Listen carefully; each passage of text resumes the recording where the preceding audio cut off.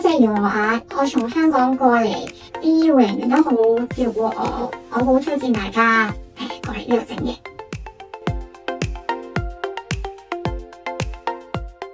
Hello， 大家好，我係Elena。我今次嚟余華好開心啦！